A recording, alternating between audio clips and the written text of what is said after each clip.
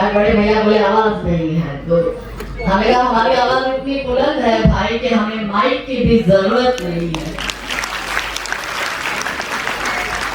तो मेरे साथ एक आवाज और बुलंद आवाज है, सबके दोनों हाथ ऊपर होने चाहिए। बोलो भारत माता की, भारत माता की, वंदे मातरम, वंदे मातरम, सियावर रामचंद्र की, पवन सुत हनुमान की, उमापति महादेव की, छत्रपति शिवाजी महाराज की, छत्रपति संभाजी महाराज की, जीजा माता की, अहिल्या माता की। देखो एसी इतना हवा फेंक रहा था, मैं यहाँ बैठी थी तो मुझे ठंड लग रही थी, पर जयकारा किया तो गर्मी चढ़ी कि नहीं? चढ़ी ना। हम ठंडी में भी गर्मी का एहसास कराते हैं। और यहाँ पर आने से पहले मैं राजस्थान थी और कृष्ण जन्मोत्सव का कार्यक्रम था, तो एक लोक गायक वहाँ के आए थे, काफी प्रसिद्ध है गुजराती मारवाड़ी समाज में, प्रकाश भाई माली उनका नाम है। तो बड़े बड़े बैनर लगे थे शहर भर में प्रकाश भाई के और हमारे। तो वहाँ पे मतलब जो महिलाएं थी उनको लगा कि काजल दीदी भी गाती होगी, तो बहुत सारी महिलाएं हमसे मिलने आई और कहा कि आप भी प्रकाश भाई की तरह गाती हो क्या? हमें हम गाते नहीं है, हम बजाते हैं।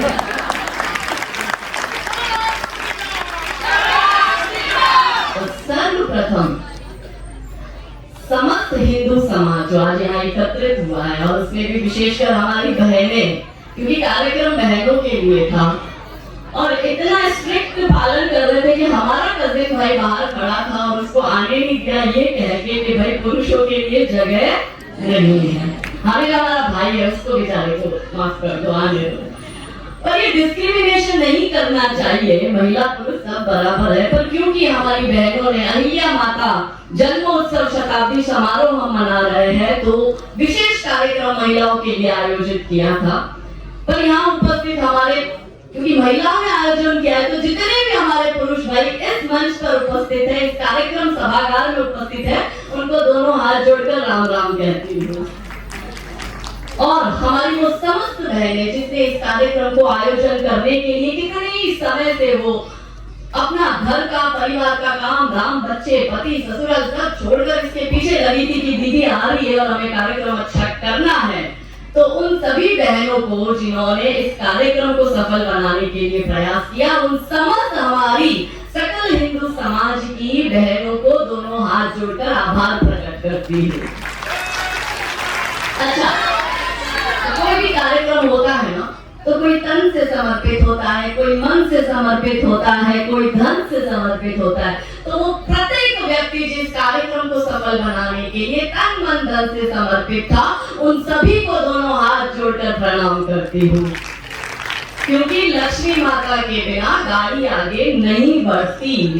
तो लक्ष्मी जी का भी जिन्होंने अपने इस कार्यक्रम को सफल बनाने के लिए सपोर्ट किया, वो सभी भामाशाहों के लिए जोरदार तालियां बजाकर उनका आभार प्रकट करें। और क्योंकि हमारी ताई ने हमारा इतना सुंदर परिचय दिया, देखो हम कोई है ही नहीं, जो आप है ना वही हम हैं। काजल कोई व्यक्ति है ही नहीं, आपकी शक्ति ही मैं हूं और मेरी शक्ति आप है। जब जब मेरी बात में मैं आता है तो समझिएगा कि मैं आप सबकी बात कर रही हूँ, विश्व के प्रत्येक सनातनियों की बात कर रही हूँ, भारत के प्रत्येक हिंदुओं की बात कर रही हूँ, इस सभागार में उपस्थित समस्त बहन बेटी माता और हमारे भाइयों की बात कर रही हूँ। हमारा परिचय इतना है कि हम सिर्फ हिंदू हैं और आज हम जो भी बोलेंगे हिंदुओं के लिए बोलेंगे, हिंदुत्व के लिए बोलेंगे, हिंदू रक्षा के लिए बोलेंगे, हिंदू राष्ट्र के लिए बोलेंगे। माता की जय। कौन हूं मैं? दीदी ने परिचय दिया, पर अब मैं परिचय देती हूँ। मेरा नहीं दे रही, आप लोगों का दे रही हूँ, समस्त हिंदुओं का दे रही हूँ। तो ये परिचय है मेरा कि प्रणाम, मैं हिंदू हूँ। प्रणाम, मैं हिंदू हूँ। रुद्राक्षी माला में भी मैं हूँ, कृपाण कटार और भाला में भी मैं हूँ, श्वेत भी हूँ और शुद्ध भी मैं हूँ। विरोध हो मेरे तो युद्ध भी मैं हूँ। इतिहास में बहा आंसू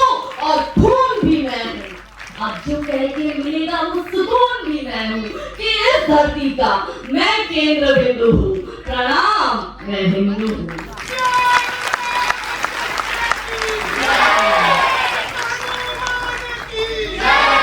चिता की अग्नि, गंगा का पानी, चिता की अग्नि, गंगा का पानी, सप्त ऋषियों का ब्रह्म ज्ञानी भी मैं हूँ, सियावर राम का हनुमान भी मैं हूँ।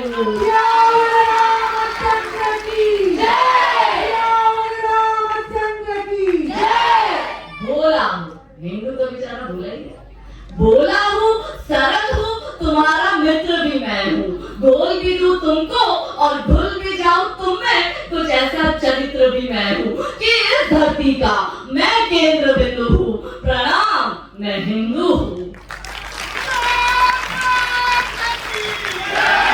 प्रणाम का भाव भी मैं हूँ, प्रणाम का भाव भी मैं हूँ, आक्रमण का घाव भी मैं हूँ, सहनशील, स्थिर और शांत भी मैं हूँ, देवभूमि भारत का हर प्रांत भी मैं हूँ, शक्ति भक्ति न थकती क्रांति भी मैं हूँ, तूफान हूँ और तूफान से पहले की शांति भी मैं हूँ कि इस धरती का मैं केंद्र बिंदु हूँ। प्रणाम, मैं हिंदू हूँ।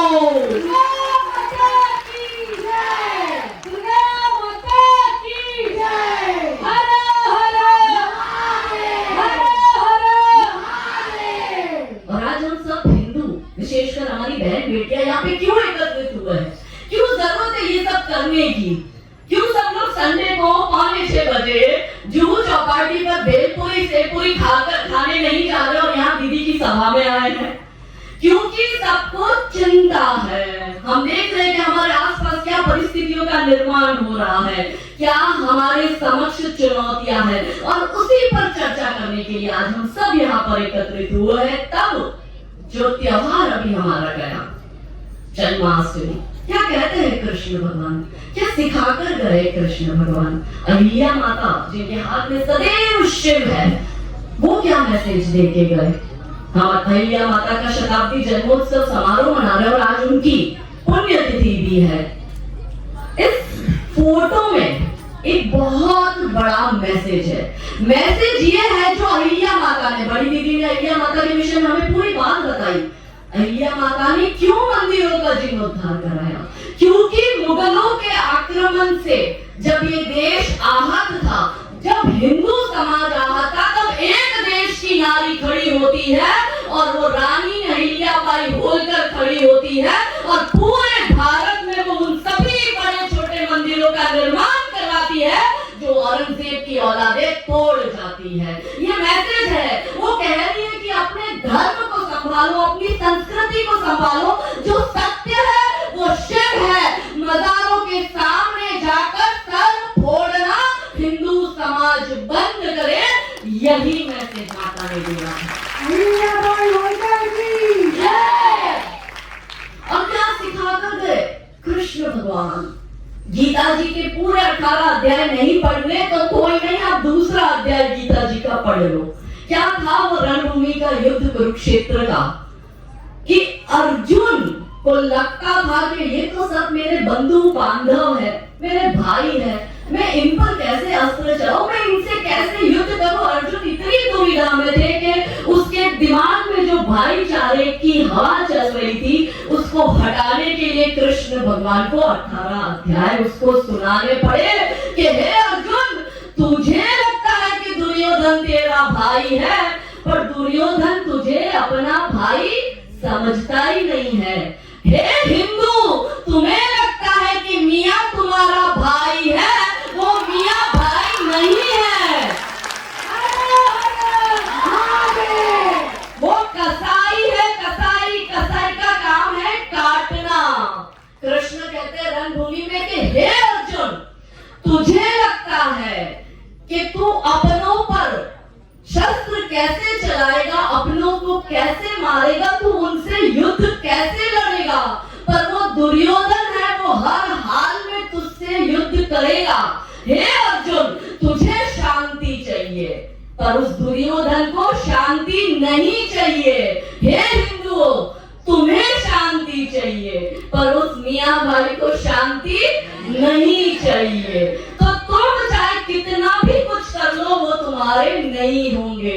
पांडवों ने क्या किया? सारी शर्तें मानी, 12 वर्ष का वनवास स्वीकार किया, 1 वर्ष का अज्ञातवास स्वीकार किया। शर्त क्या थी कि जब आप 13 वर्ष बाद पुनः लौटेंगे तो आपको आपका इंद्रप्रस्थ सौंप दिया जाएगा। हुआ क्या? जब वो वापस आए वन से पांडव, तो वो गए दुर्योधन के पास और उसने कहा मैं तुम्हें कुछ नहीं दूंगा। कृष्ण भगवान को लगा कि चलो मैं शांति की स्थापना करने की कोशिश करता हूँ। कृष्ण भगवान जानते ही थे कि दुर्योधन मानने वाला नहीं है, पर अर्जुन के कहने पर कृष्ण भगवान ने और कहा कि दुर्योधन छोड़, पूरा राजपाट नहीं चाहिए, तू खाली 5 गांव दे दे। तो दुर्योधन ने क्या कहा? सुई की नोक जितना भी जमीन का टुकड़ा नहीं दूंगा। तब जाकर वो युद्ध हुआ। अब मेरे भाइयों बहनों, आप जवाब देना। आपके दिमाग में जो आपका मियां भाई भाई बने बैठा है, आपने इनको अफगानिस्तान दे दिया, बोलो ये आपके भाई हुए क्या? आपने इनको पाकिस्तान बनाकर दे दिया, बोलो ये आपके भाई हुए क्या? आपने इनको अलग बांग्लादेश करके दे दिया, बोलो ये आपके भाई हुए क्या? आपने कश्मीर में धारा 370 लगा के दे दी, बोलो ये आपके भाई हुए क्या? आपने प्लेसेस ऑफ वर्शिप एक्ट 1991 लगा के इनको दे दिया, बोलो ये आपके भाई हुए क्या? आपने 1995 वक्फ बोर्ड प्रॉपर्टी एक्ट इनको दे दिया, बोलो ये आपके भाई हुए क्या? आपने इनको मुस्लिम पर्सनल लॉ बोर्ड बना के दे दिया, बोलो ये आपके भाई हुए क्या? आपने इनको माइनॉरिटी बेनिफिट के नाम पर ढेर सारी सब्सिडी दे दी, बोलो ये आपके भाई हुए क्या? तो कोई भी औहदा दे दो, कोई भी औहदा दे दो, ये उन्मादी ही निकलेंगे। जिसमें खाएंगे ये उसकी बर्बादी ही निकलेंगे। और दूध पिलाने से सांपों ने कब अपनी फितरत छोड़ी है, खाल उतारेंगे अपनी तो जिहादी ही निकलेंगे। ये जिहादी थे, ये जिहादी है, ये जिहादी रहेंगे। आप उनके लिए काफिर थे, काफिर हो, काफिर ही रहोगे, क्योंकि उसकी किताब में लिखा है कि जो अल्लाह को नहीं मानता वो काफिर है, और काफिर को जहां देखो वहां कन्वर्ट करो या फिर मार दो। तो अब इनके लिए तो 56 इस्लामिक मुल्क छोड़कर बाकी पूरा विश्व क्या है? काफिर है। तो एजेंडा क्या है? गजवाए हिंद खाली एजेंडा नहीं है, एजेंडा है गजवाए वर्ल्ड का। और वही चल रहा है षड्यंत्र। पूरे विश्व में सिर्फ एक ही हुकूमत इस्लाम की, पूरे विश्व को एक ही के सामने झुकना पड़ेगा, अल्लाह के सामने। अब हम पूरे विश्व की बात न करके सिर्फ भारत की बात करें तो एजेंडा क्या है? क्यों हम सब यहाँ एकत्रित हुए? चिंता हो रही है। कुएं के मेंढक बन के बैठे कि अरे मेरे फ्रेंड सर्कल में मैं 2-4 अब्दुल आफ्ताब को जानता हूँ, वो तो बेचारा सीधा है। उस कुएं के मेंढक को लग रहा है कि मेरा वाला सीधा है। अरे भाई, कुएं के बाहर जाके निकल के देख, अब्दुल कहीं भी सीधा नहीं है, ना अफगान में, ना सीरिया में, ना भारत में, ना यूरोप में, ना अमेरिका में, क्योंकि वो अपने एजेंडा पर काम करना है। एजेंडा क्या है? एजेंडा है 2047 से पहले भारत को इस्लामिक देश बनाना। और ये मैं नहीं कह रही हूँ, ये पॉपुलर फ्रंट ऑफ इंडिया ने कहा है। क्या कहता है पॉपुलर फ्रंट ऑफ इंडिया, जिसको भारत सरकार ने पिछले वर्ष बैन किया? क्या था उसका घोषणा पत्र? घोषणा पत्र में क्या लिखा था कि हे मुस्लिम लड़कों, तुम तैयार हो जाओ, भारत को 2047 से पहले इस्लामिक देश बनाना है। और उसके लिए लड़कों लव जिहाद करो, लैंड जिहाद जिसको कुछ लोग भूमि अतिक्रमण भी कहते हैं, और तीसरा धर्मांतरण करो। हिंदू दशों दिशाओं से घिरा जा चुका है, भूला है ना? एक बार में हमारे कार्यकर्ता हमें एयरपोर्ट पे लेने आए थे और उनके साथ जा रही थी। आगे हमारे गुजरात में छकड़ा चलता है, तो आगे छकड़े में 6-7 बकरे जा रहे थे। टोपी वाला वो छकड़ा लेके चला रहा था, तो मेरे पास जो बजरंग दल के भाई बैठे थे, मैंने कहा देखो हिंदू कटने जा रहा है। तो वैसे देखा, डर गया, बोले कहाँ हिंदू कटने जा रहा है दीदी? मैंने कहा वो झगड़े में जो भोला बकरा जा रहा है वो हिंदू ही है जिसको मियां भाई काट के ले जा रहा है। हिंदू समाज उस निद्रा में है, चेन निद्रा में, कि उसको पता ही नहीं है कि जो अब्दुल उसके साथ बैठा है वो प्लानिंग कर रहा है गजवाए हिंद की। और लव जिहाद, लैंड जिहाद, धर्मांतरण, इसके 3 भयंकर स्वरूप है। और क्योंकि आज का विषय लव जिहाद है मेरी माताओं बहनों, तो क्यों हमें जागरूक होने की जरूरत है। हम हमेशा सरकार के भरोसे बैठे, सरकार कानून बनाएगी, सरकार बिल लाएगी, पर समाज के रूप में इसका एकमात्र उपाय ये है, वो है जन जागरण। क्यों इस देश में योद्धा नारियां तब पैदा होती थी तो वो अब पैदा क्यों नहीं हो रही है। उस जमाने में अभी 26 अगस्त को रानी पद्मिनी माता का जौहर दिवस गया। आज से 700 वर्ष पूर्व 26 अगस्त 1303 वो दिन था जब पद्मिनी माता और 16,000 मेवाड़ की महिलाओं ने, कोई खिलजी की परछाई भी उस पर ना पड़े तो जौहर कुंड में कूदकर अपने शरीर को स्वाहा कर दिया, क्योंकि वो जानती थी कि ये मलेच्छ है, ये हमारे शरीर से भी बलात्कार करेंगे, उनकी ये हम पीढ़ियां है। क्या परिस्थिति आज समाज में ऐसी हो गई कि 700 वर्ष बाद हमारी बहन बेटियां ये अब्दुल और आफ्ताब के चक्कर में पड़कर उनके साथ जा रही है। समाज में ये चिंता का विषय है। क्या करेंगे, कैसे बचेंगे? एक ही विकल्प है, वो है जागरूकता। कैसे होता है लव जिहाद, और लव जिहाद की कितने स्वरूप है। पहला लव जिहाद बॉलीवुड के माध्यम से होता है, दूसरा सोशल मीडिया के माध्यम से होता है, तीसरा टीवी सीरियल के माध्यम से होता है, और चौथा ओटीटी प्लेटफॉर्म के माध्यम से होता है। और क्योंकि आप मुंबई नगरी में बैठे हो, और मुंबई की नगरी तो चकाचौंध ग्लैमर से भरी हुई, हीरो हीरोइन सारे मुंबई में रहते हैं, बॉलीवुड इंडस्ट्री मुंबई में है। कैसे एजेंडा चलाया जाता है, हर एक फिल्म में गाने होते हैं, अली मौला सुभान अल्लाह, और वही हिंदू का लड़का अली मौला सुभान अल्लाह गाना गाता है, वही हिंदू की बेटी अली अली मौला मौला कर रही है। हर एक इनकी फिल्म में लड़का जो होता है वो मुसलमान होता है, लड़की जो होती है वो हिंदू होती है, और लव जिहाद का इनको एंगल दिखाना है। तो बॉलीवुड की फिल्में सॉफ्ट पावर के माध्यम से हिंदुओं की बहन बेटियों के दिमाग खराब करती है, तब तो ना जाके हमारी बहन बेटियां कहती है कि प्यार का कोई धर्म नहीं होता, और धर्म के बीच में, प्यार के बीच में कोई धर्म आना नहीं चाहिए। तो हम कहते भाई तुम सिनेरियो को उल्टा कर दो, लड़का मुसलमान है उसकी जगह हमारे रमेश सुरेश को लो, और लड़की जो है वो सीता की जगह सकीना ले लो, और हमारे रमेश सुरेश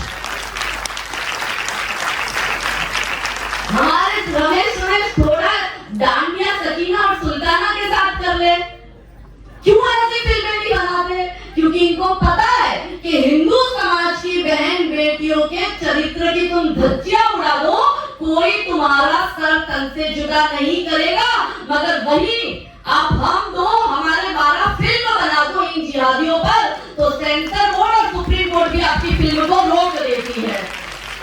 और वही फिल्में बनती है मुल्क जैसी, पीके जैसी। ये लोग ऐसी फिल्में बनाते हैं कि जिसमें हिंदू बहन बेटी के चरित्र को हनन करते हैं। केदारनाथ फिल्म बनाते और क्या दिखाते हैं कि हिंदू की बेटी केदारनाथ की यात्रा करने जाती है, और क्योंकि आपको पता है सभी देव स्थल पर जो खच्चर टट्टू चलाने वाले होते हैं वो ये पंचर छाप मदरसा छाप जिहादी ही होते हैं। और वो फिल्म में क्या दिखाया जाता है कि पंडित की बेटी केदारनाथ की यात्रा करने जाती है, वो जिस खच्चर टट्टू चलाने वाले के घोड़े पे बैठेगी उससे नैन मटक्का होता है, इलू इलू होता है, और उसके साथ भाग जाती है। ये दिखाते हैं ये फिल्म में। ये लोग पाताल लोक में कुतिया का नाम सावित्री रखते हैं, माँ थी हमारी सावित्री, खून नहीं खोलता। ये गाना बनाते हैं राधा देवी सेक्सी बॉडी। अब बोलो हमारा खून नहीं खोलेगा, तुम हमारी राधा और हमारी सीता पर ऐसे गंदे गाने बनाते हो, बनाओ तुम्हारी आशिका पर और फातिमा पर, हमें कोई दिक्कत नहीं है, पर उस पर नहीं बनाएंगे क्योंकि बॉलीवुड का एजेंडा क्लियर है, लव जिहाद का एजेंडा चलाना है। हमारी बेटियों को लगता है कि मेरा वाला शाहरुख खान है, मेरा वाला सलमान सलमान खान है, मेरा वाला सैफ अली खान है, मेरा वाला आमिर खान है। उसको नहीं समझ में आता कि ये फिल्म की जो दुनिया है वो अलग दुनिया है। तेरा वाला अब्दुल, शाहरुख जो तेरा है वो पंचर छाप है, वो बाहें फैलाकर गाना गा रहा है, पर उसी बाहें फैलाकर हाथ में तलवार लेकर किसी श्रद्धा के कोई आपका 35 टुकड़े कर देता है। आपके मुंबई की श्रद्धा।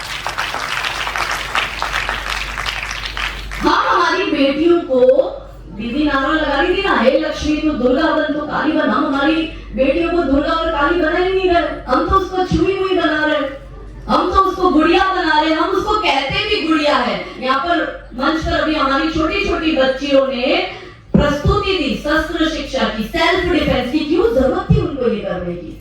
वो समाज को जागरूक करना चाहती है कि अपनी सुरक्षा तुम खुद करो, कोई बचाने नहीं आएगा, कोई नेता, कोई मंत्री, कोई तंत्री, कोई संतरी, कोई आपको बचाने नहीं आएगा। आपकी सुरक्षा आपको खुद करनी है, क्योंकि अब्दुल को पता है कि 2047 से पहले भारत को इस्लामिक देश बनाना है और वो अपने एजेंडा में काम कर रहा है। और हिंदू समाज क्या कर रहा है? मार दिया ना। आपके यहाँ पे यशस्वी शिंदे को मारा ना। अरविंद वैश्य हमारा बजरंग दल का कार्यकर्ता, हत्या कर दी पिछले महीने अरविंद की। क्या दोष था उसका? क्यों मारा अरविंद को?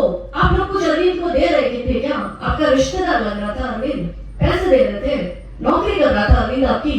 क्यों वो बचाने निकला था आपको? क्योंकि वो अरविंद वैश्य जानता था कि वो अब्दुल आपको इसलिए मार रहा है क्योंकि आप हिंदू हैं, और वो बजरंग दल का लड़का आपको इसलिए बचा रहा है क्योंकि आप हिंदू हैं।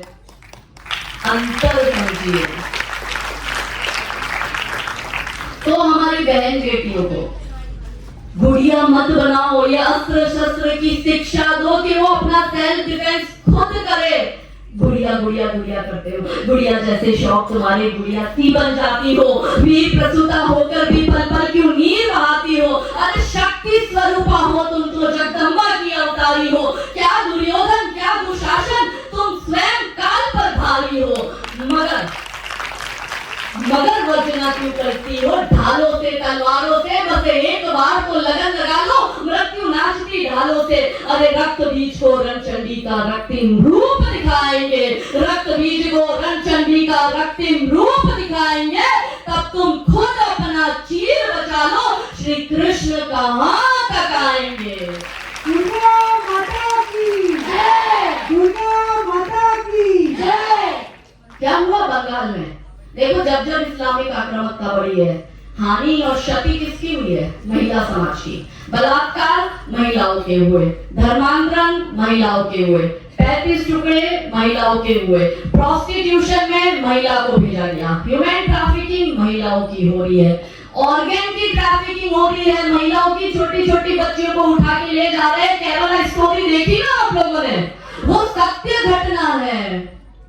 हर जगह ऐसे दुर्योधन दुशासन तब थे तो वो अभी भी है, महिषासुर तब था तो वो अभी भी है। क्यों जरूरत थी? ब्रह्मा विष्णु महेश चाहते थे तो मार सकते थे महिषासुर को। दुर्गा माता ने ये काम क्यों किया? एक सभा बैठी थी और महिषासुर का वध करा। उसके बाद दुर्गा माता महादेव को प्रश्न करती है कि ये तो काम आप तीनों इतने महान हो, आप तीनों इतने शक्तिशाली हो, आप तो निर्माता और रचयिता हो सृष्टि के, आप भी तो मार सकते थे, मुझे क्यों चुना? क्योंकि ब्रह्मा विष्णु महेश ने अपने शस्त्र दिए थे माता को कि जाओ तुम महिषासुर का वध करो। क्योंकि महिषासुर किस पर एट्रॉसिटी करता था? वो महिलाओं पे करता था। उसको लगता था महिलाएं कमजोर है, तब माता दुर्गा शक्ति स्वरूपा काली का अवतार धारण करती है और रक्त बीज और महिषासुर को मार कर खत्म करती है और समाज में मैसेज देती है। क्या मैसेज देती है? कि दुर्योधन है, दुशासन है, दुर्योधन है, दुशासन है पग पग पर अवरोध खड़े, कुछ कुटिल काल के अनुयायी है, शकुनी से शैतान बड़े, कलियों सी कोमल मूरत को कर देंगे पल में तार तार, मन के सारे श्रृंगारों को कर देंगे क्षण में छार छार। रणचंडी का तू रूप धार, हर दुश्मन पर तू कर प्रहार, खन खन चूड़ी के मध्य उठे तलवारों के अद्भुत प्रहार, और पानी तक न मान सके जो तुझ पर हाथ उठाएंगे, तब तुम खुद अपना चीर बचा लो, श्री कृष्ण कहाँ तक आएंगे। वासुदेव श्री कृष्ण की जय, वासुदेव श्री कृष्ण की जय। ये मैंने आपको आपको बताया बॉलीवुड की फिल्मों के माध्यम से सबसे ज्यादा लव जिहाद बॉलीवुड की फिल्में करती है। दूसरा ओटीटी प्लेटफॉर्म पर ये ऐसी वेब सीरीज बनाते हैं, फेमिनिज्म के नाम पर ये हमारी बहन बेटियों को शराब पीना और सिगरेट फूकना सिखा रहे हैं और ये झंडा गाड़ते हैं फेमिनिज्म का। बच्चों में थोड़ सी लग गई है, कॉलेज में स्कूल में कंपटीशन चल रहा है कि ये सिगरेट फूक सकती है तो मैं भी फूक सकती हूँ, क्योंकि बॉम्बे बेगम्स में दिखाया गया है कि आप फेमिनिस्ट हो, आप स्त्रीवाद का झंडा लेके घूमो और आप सिगरेट फूकने की आपको आजादी मिलती है। बॉलीवुड के हिसाब से, ओटीटी के हिसाब से फेमिनिज्म की परिभाषा क्या है? एक हाथ में दारू का ग्लास, दूसरे हाथ से सिगरेट फूको, अंग्रेजी में बड़ी बड़ी गालियां बको। क्या मेरी माताओं बहनों ये फेमिनिज्म है? जवाब दो। क्या इस भारत की महान भूमि का ये स्त्रीवाद हो सकता है? क्यों ये बॉलीवुड वाले अहिल्या माता पर फिल्म नहीं बनाते, ये जीजा माता पर फिल्म नहीं बनाते, ये रानी चिन्नम्मा, रानी अप्पका, रानी दुर्गावती, रानी कमलापति, रानी नायिका देवी पर फिल्म क्यों नहीं बनाते? क्योंकि ये बॉलीवुड वाले जानते हैं कि ऐसी फिल्में बनाएंगे तो ये हमारी बेटियां जागरूक होगी और इन काल नेमियों को, ये अब्दुल आफ्ताब को भारत से खदेड़ कर मारेंगी, इसलिए ये लव जिहाद का एजेंडा चलाते हैं।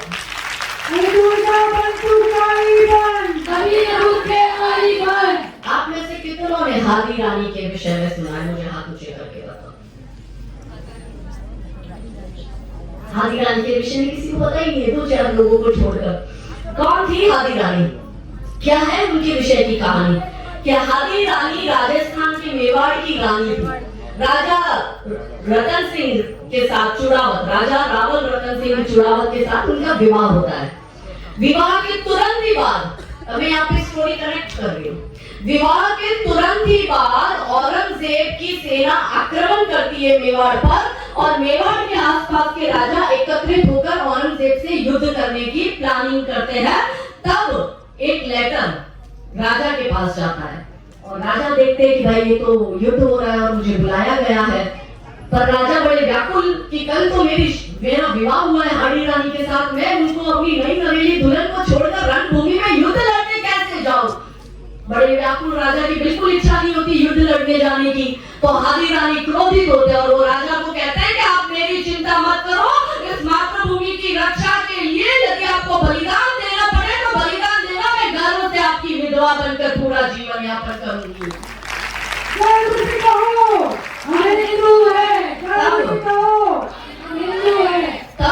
तब राजा जी युद्ध लड़ने जाते हैं। युद्ध को भी थोड़ा समय होता है, सेना आना बाकी होता है, तो युद्ध भूमि में राजा को रानी की बहुत याद आती है। तो राजा अपने दूत को कहते हैं कि तुम महल में जाओ और हादी रानी को बोलो कि आपकी एक निशानी मंगवाई है। वो दूत बेचारा करेगा जो राजा ने कहा उसको मानना है। तो वो हादी रानी के पास महल में जाता है और हादी रानी को कहता है कि राजा को आपकी याद आ रही है युद्ध भूमि में, आपकी एक निशानी मांगी है। हादी रानी क्रोधित हो जाते हैं कि रणभूमि में बैठकर जो तुम्हारा राजा मुझे याद कर रहा है, जहां उसको बैठकर प्लानिंग करनी है युद्ध लड़ने की, वो मुझे याद करेगा तो प्लानिंग करेगा कैसे, युद्ध लड़ेगा कैसे और युद्ध जीतेगा कैसे? तो रानी हाथ में कटार लेती है, अपनी गर्दन काटती है, थाल में सजाकर उस दूत को कहती है कि जाकर राजा को मेरी निशानी दे देना। तब वो दूत रणभूमि में जाता है, राजा जी को कटा हुआ हादी रानी का मुख देता है। राजा जी दुखी और व्याकुल हो जाते हैं, वो समझ जाते हैं कि रानी क्या कहना चाहती थी। रानी के बड़े लंबे बाल थे, उसी बाल को गले में बांधकर रानी के मुख की माला बनाकर राजा औरंगजेब की सेना के साथ युद्ध लड़ते हैं और औरंगजेब की सेना को मारकर वहां से खदेड़ते हैं और वो युद्ध राजा जीत जाते हैं। और जीतने के बाद क्या होता है?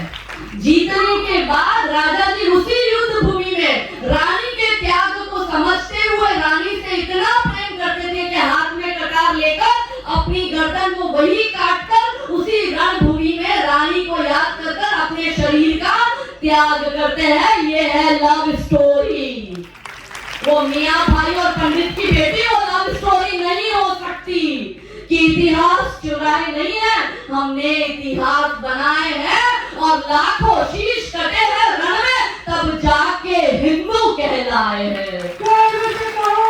हिंदू है। अभी अजमेर अजमेर रेप केस 1992 का जजमेंट आया जो अजमेर पॉस्को कोर्ट ने दिया।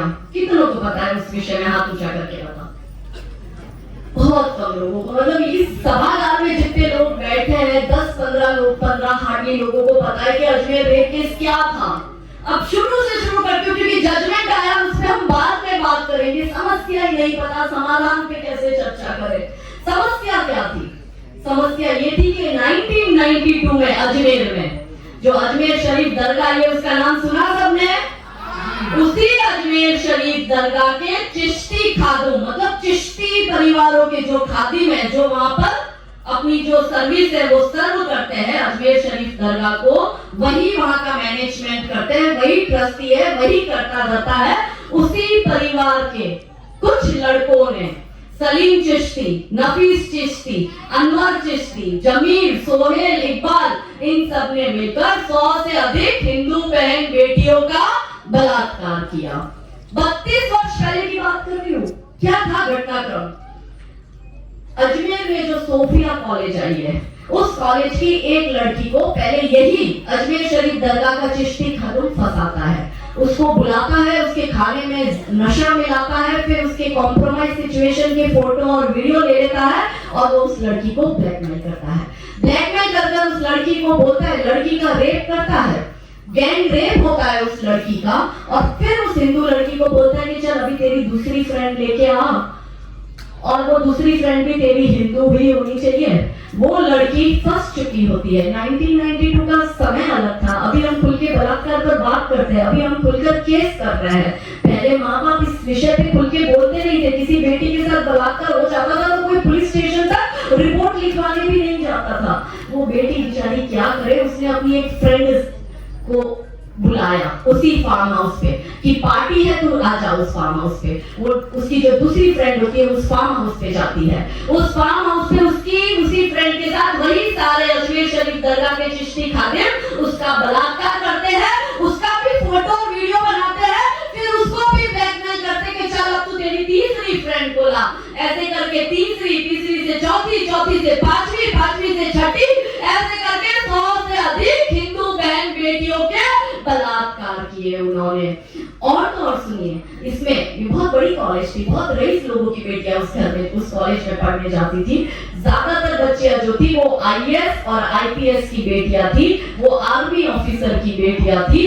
और जिन बेटियों के घर भाभियां आ चुकी है, मतलब जिनके भाई का विवाह हो चुका है, तो उन लड़कियों को ये बोला कि तेरी भाभी को भी लेकर आ, और उनकी भाभियों के साथ भी गैंग रेप किया है। और ये हमारा नपुंसक हिंदू समाज कि उसी अजमेर शरीफ दरगाह पर जाकर माथा फोड़ कर आता है जो हमारी बहन बेटियों के बलात्कार कर रहे हैं। शर्म की बात है ये हमारे लिए, डूबकर मर जाने की बात है। हिंदू समाज को पता ही नहीं है कि उसकी बहन बेटियों के साथ इस अजमेर शरीफ दरगाह के चिश्ती खादिमों ने 32 वर्ष पहले क्या किया। वही क्या जो पृथ्वीराज चौहान के समय किया था, जो मोहम्मद गौरी ने किया था, और इसी के थ्रू किया था कि पृथ्वीराज चौहान ने 17 बार माफ किया मोहम्मद गौरी को। भाई था, भाई था, भाई था, भाई था करके 17 बार माफ किया। एक बार मोहम्मद गौरी को चांस मिला और उसने क्या किया, उसने संयोग का उनकी पत्नी को निर्वस्त्र कर सेनाओं के सामने डाल दिया कि करो इसका बलात्कार। ये वही मानसिकता है, वो तब भी थे, वो अब भी है। नाम बदल चुके हैं, पहचान वही है, खून वही है, स्वभाव वही है, कृत्य वही है, क्योंकि किताब वही है। और हिंदू समाज खुश हो रहा है। 32 वर्ष बाद उन बच्चियों को न्याय मिला और पॉस्को कोर्ट ने इनको आजीवन उम्र कैद की सजा दी। पर प्रश्न ये है कि जब क्लियर केस है, ब्लैक एंड व्हाइट केस है, जब पता है 100 से अधिक बहनों का बलात्कार हुआ, 8 से 9 बेटियों ने सुसाइड किया, सिर्फ उम्र कैद, फांसी के तख्ते पर क्यों नहीं लटका दिया? क्योंकि हिंदू की बेटी है, जान की कीमत है क्या? हिंदू के बेटी की इज्जत की कीमत है क्या? क्योंकि समाज से ये महिलाएं खड़ी नहीं हो रही है, समाज में महिला अपने अस्तित्व के लिए लड़ नहीं रही, वो बोल नहीं रही। उसको लग रहा है अरे किसी और की बेटी है, मेरे को क्या मतलब है, मेरी बेटी के साथ तो ऐसा नहीं हुआ।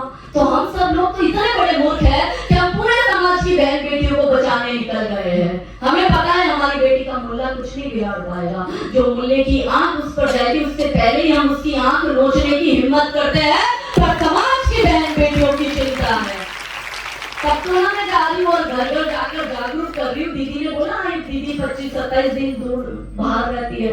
मैं 25-27 दिन महीने में सिर्फ ट्रैवल करती हूँ और बहन बेटियों को जागरूक करती हूँ। क्या मिल रहा है मुझे? धमकी मिल रही है, केस हो रहे हैं, जेल जाना पड़ रहा है। और क्यों कर रही हूँ मैं? आप लोग मुझे पैसा दे रहे हो, मेरा घर चला रहे हो, मुझे कोई नेता बनाओगे। मैं तो किसी जाति की नेता भी नहीं, यहाँ पे तो एक ही जाति का नेता बन के बैठ गया, वोट मांगने के लिए आता है, क्योंकि हिंदू समाज जातिवाद में बटा हुआ है। आपके यहाँ पे अब चुनाव आएगा, कोई देश पांडे, कोई शिंदे, कोई पाटिल आएगा कि मुझे वोट दे दो, और वही जब यशस्वी शिंदे की हत्या हो जाती है तो कोई नहीं बोलता है, वही श्रद्धा वॉकर की हत्या हो जाती है तो कोई आवाज नहीं उठाता है।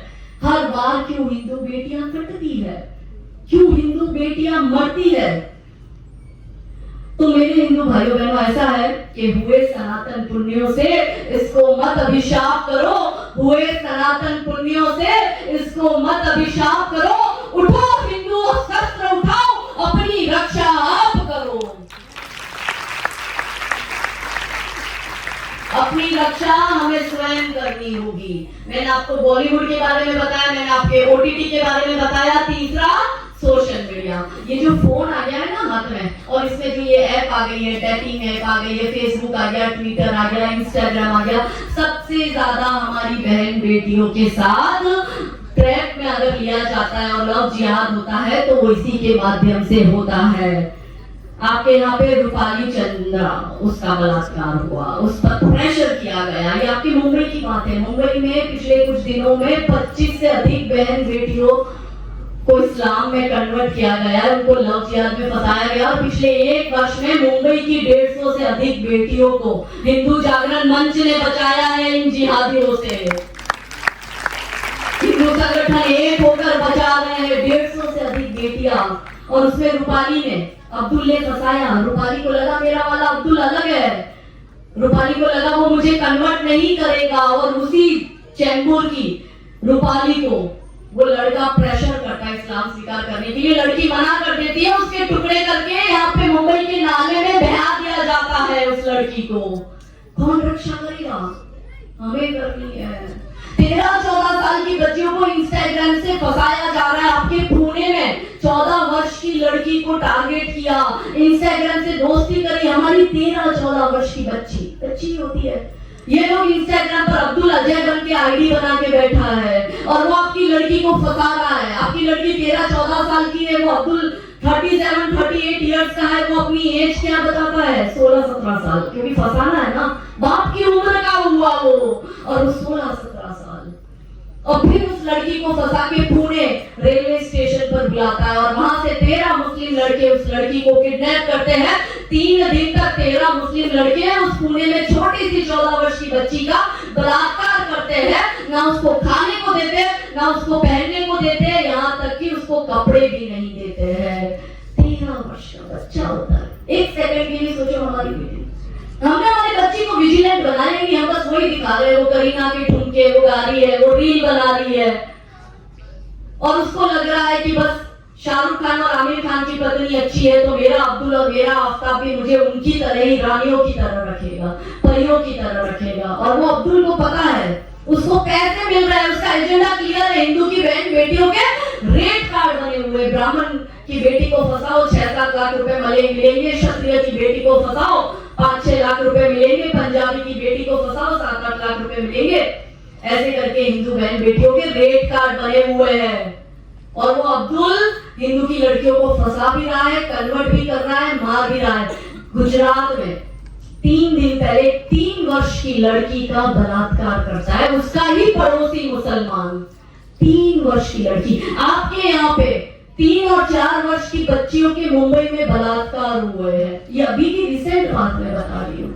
छोटी छोटी बच्चे छोड़ो, बच्चियों, इनके घर में बकरियां सुरक्षित नहीं है, बच्चियां कहां से सुरक्षित होगी? समाज में हमें चिंता करनी पड़ेगी। हम कहते हैं भाईचारा भाईचारा, हमारी जो बहन है वो मियां को राखी बांध रही है, अरे वो अपनी बहन का भाई नहीं हुआ, वो तुम्हारा क्या होगा? क्यों त्योहार आ रहे मेरी माताओं बहनों, त्योहार में सामान भाई के पास खरीदो, भाईजान के पास मत खरीदो। रक्षाबंधन जा चुका है, अब आएंगे हमारे त्योहार नवरात्रि। हर एक नवरात्रि में देखो, हम तो गुजरात में इनको धमकी देकर आ गए हैं इन अब्दुल आफ्ताब को। हमने उनको बोल दिया, पिछले 5-7 वर्ष से हमने वहां मुहिम चलाई हुई, क्योंकि सबसे ज्यादा नवरात्रि का कार्यक्रम आयोजन जो होता है वो गुजरात में होता है। ये अब्दुल और आफ्ताब, ये जिहादी लड़के हमारे गरबा पंडाल में आते हैं, हिंदू नाम बना कर आते हैं। जो हमारी बहन बेटियां वहां पर गरबा ले रही होती है, ये उससे दोस्ती करते, उसको फंसाते। सबसे ज्यादा लव जिहाद के केस नवरात्रि के समय आते हैं। नवरात्रि में ये सबसे ज्यादा बहन बेटियों को फंसाते हैं। हमने उनको बोला, भाई तुम आना मत, 2 पैर पे आए हो, 2 पैर पे जाओगी नहीं, उसकी गारंटी हम देते हैं। तब पिछले 4-5 वर्ष से संघर्ष करते करते पिछले वर्ष क्या हुआ, हम डिबेट में बैठे थे, वहां के जिहादियों ने हल्ला बोल किया। टीवी डिबेट में मुझे बोला कि भाईचारा है, और अपने ही सेक्युलर हिंदू वो कहते हैं मेरा अब्दुल आ रहा है, मेरे पंडाल में आ रहा है, आपको क्या प्रॉब्लम है काजल दीदी। मैंने कहा कोई बात नहीं, तुम्हारा अब्दुल आ रहा है, उसको बोलो सकीना और सुल्ताना को भी लेकर आए, हमारे सुरेश रमेश जी थोड़ा डांडिया करेंगे उसके साथ। और हमने उनको बोला इतना ही भाईचारा है अब्दुल को, तो एक काम करो, अब्दुल को बोलो कि उसके एरिया में नवरात्रि का आयोजन करें। चलो हम समझते हैं हमारा अब्दुल पंचर छाप है, पैसा वैसा है नहीं, चलो मैं पैसा देती हूँ। हमने कहा हम हिंदू समाज वाले पैसा देंगे, नवरात्रि का आयोजन भाईचारा बढ़ाना है ना, नवरात्रि का आयोजन मुस्लिम एरिया में ही करो, और सारी बुर्के वाली बहनों को बोलो कि बुर्का हटाकर डांडिया करो, और हमारे लड़के आएंगे तुम्हारे एरिया में तुम्हारे से डांडिया करने। भाईचारा ऐसे तो मजबूत होगा, एक तरफा थोड़ी चलेगा। तो पिछले वर्ष जो आयोजक थे, टेंट वाले ये होते हैं, म्यूजिक सिस्टम वाले ये होते हैं, यहाँ तक कि इनके गायक जो हमारे गुजरात में लोग गायक है ना, जिहादी 2-4 रह गए थे, उनकी दुकानें भी हमने बंद करा दी। मैंने कहा हमारे हिंदू कलाकार क्या कम पड़ गए कि तुम इन जिहादियों को बुलाते हो, वो गाना गाता है और आपकी बहन बेटियां उसके सामने नाच रही है, शर्म की बात है।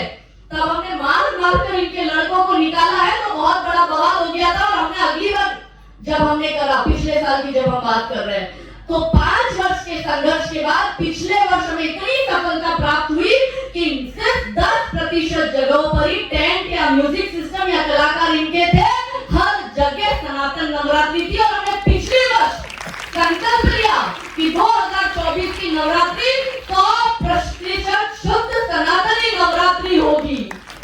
और हमने पिछले वर्ष ही कह दिया टीवी डिबेट में बैठ के, मैंने कहा अब इस साल तो तुम आ गए, मार भी खा रहे हो, अगले साल तुम आना मत, अभी से मैं चेतावनी दे रही हूँ, मार के तुमको भगाएंगे और निकालेंगे। तो मुझे पूछा एंकर ने, आप पूरा धमकी दे रही हो।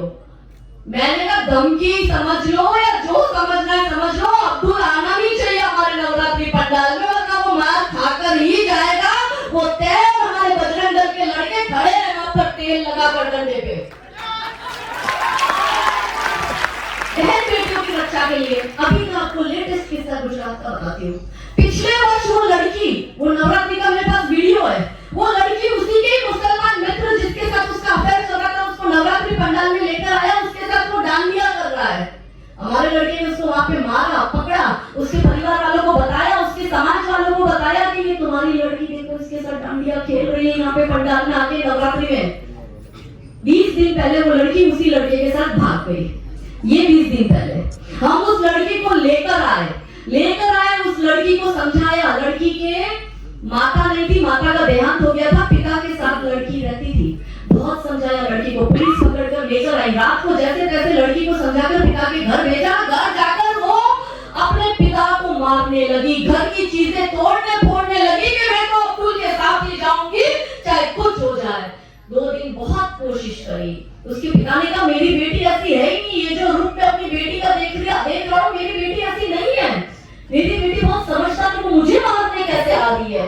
तब मैंने कहा अंकल जी ये आपकी बेटी नहीं बोल रही, अब्दुल ने इस पे वशीकरण किया है, ये वो वशीकरण का असर बोल रहा है। और तब मैंने मेरे जामनगर से कच्छ 300 किलोमीटर दूर है, वहां पर सुअर का कार्यकर्ता आए, वहां पर मैंने सुअर का दांत भिजवाया, सुअर का तेल भिजवाया, और मैंने कहा लड़की के सिर पे तेल लगा दो और रात भर वो पानी में सुअर का दांत डुबो के सुबह वही पानी लड़की को पिला देना, लड़की ठीक हो जाएगी। 24 घंटे में लड़की ठीक हो जाती है।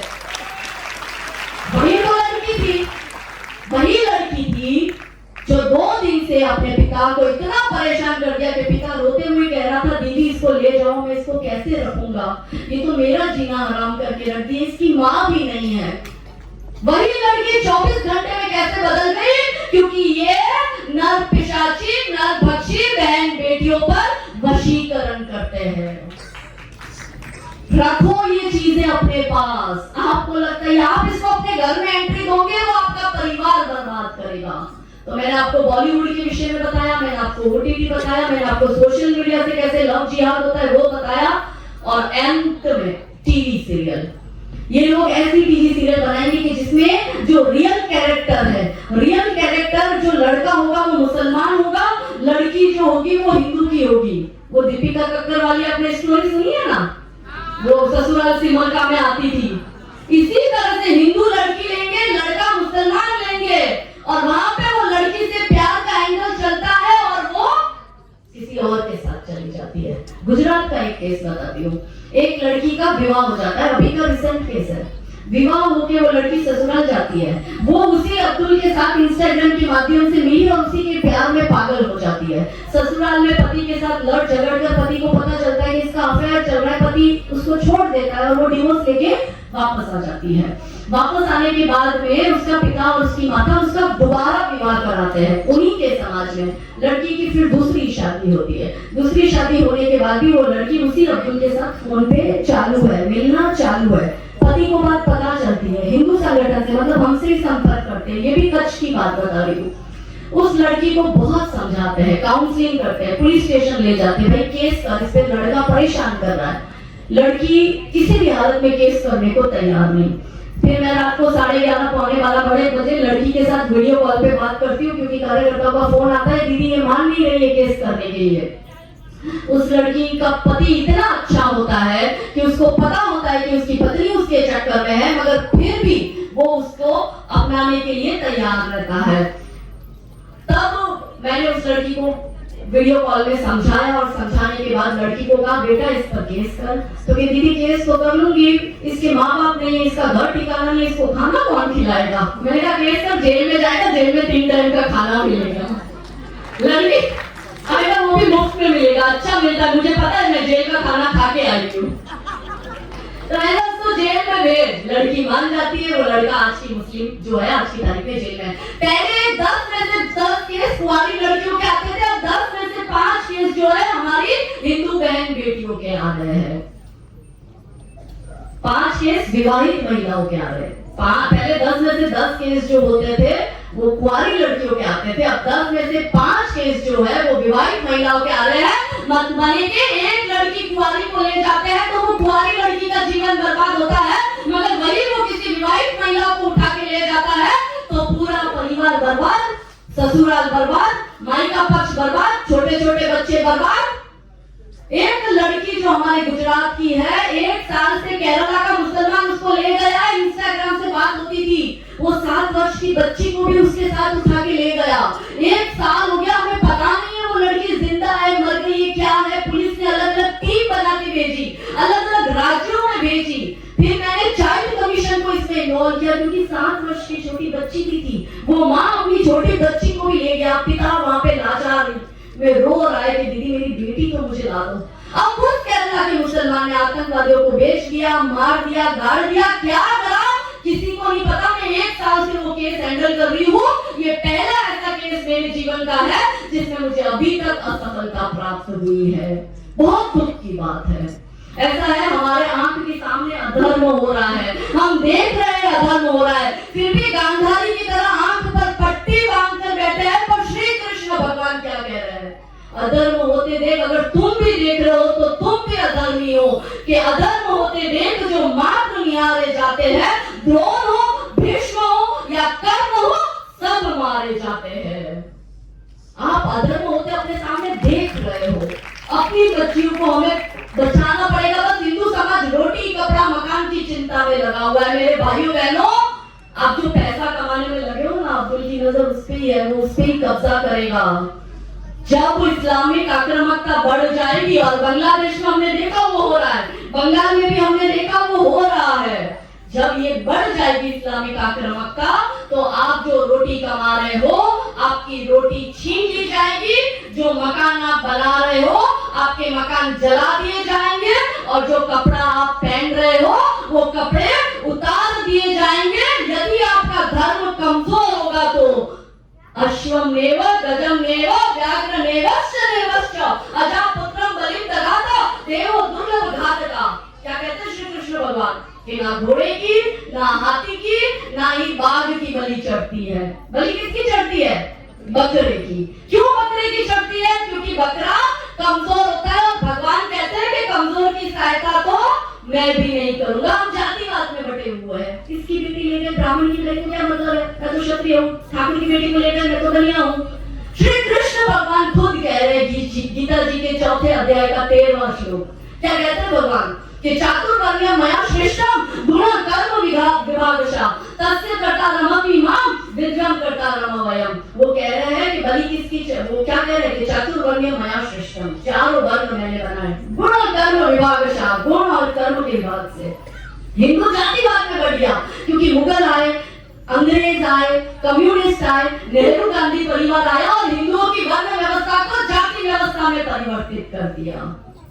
अब मेरे हिंदू भाइयों बहनों, अंत में जो मैंने आपको पूरी भागवत गा दी, इतिहास में जो हुआ आप सब जानते हो, वर्तमान में जो हो रहा है मैंने आपको बता दिया।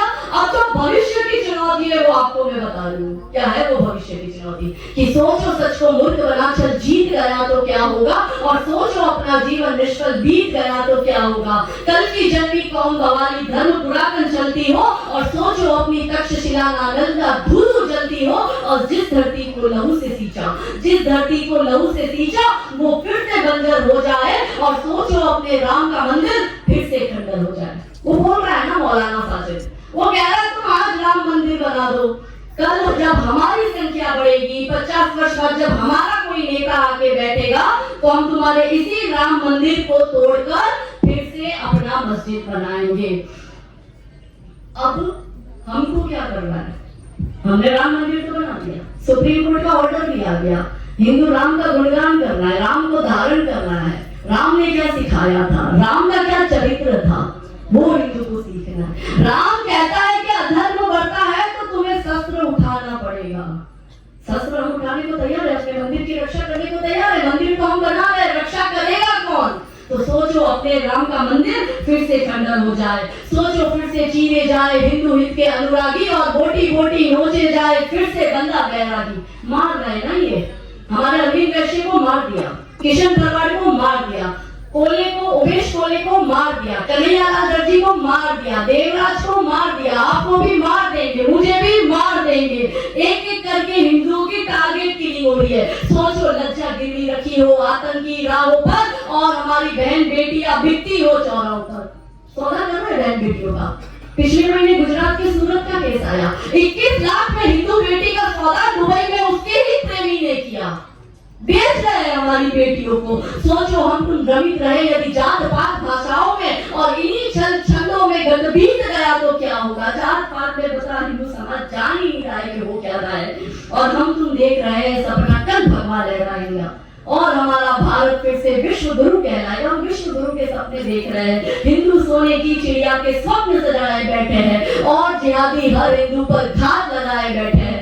वो गजवा इनकी एजेंडा तो है, मगर हम क्या सोच रहे हैं? हम तुम अभी सोच रहे हैं कि हमको कौन मिटाएगा, और सोचो कुछ भी आशा के विपरीत गया तो क्या होगा। और हम बैठे सरकार भरोसे, सरकार आएगी बचाने, हम बैठे सरकार भरोसे खुद कुछ करने को तैयार नहीं। इसलिए हमसे फिर पूछ अतीत गया तो क्या होगा। अतीत कह रहा है छत्रपति शिवाजी महाराज कहकर गए इन मलेच्छों का भरोसा मत करो, महाराणा प्रताप कहकर गए इन मलेच्छों का भरोसा मत करो, अहिल्या माता, जीजा माता, रानी पद्मिनी कहकर गए इन मलेच्छों का भरोसा मत करो। मगर फिर भी हम इनके अल्पज्ञा के कॉन्सेप्ट में फंसे हुए।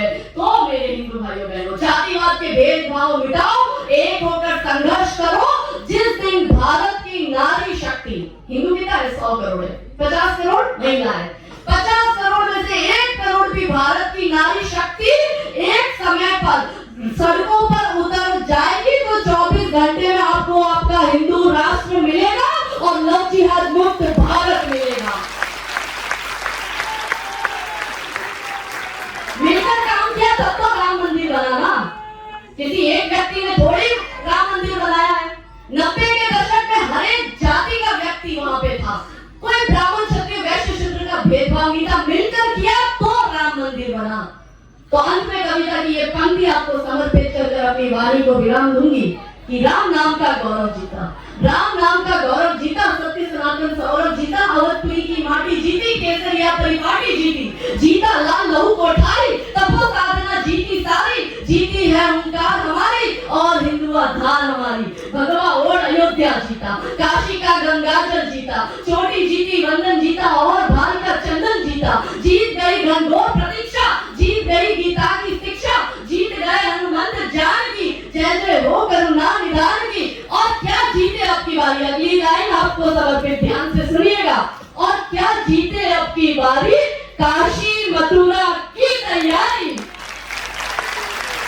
और आतंकी बादल पर भारी, एक अकेला भगवा धारी, बोलो सियावत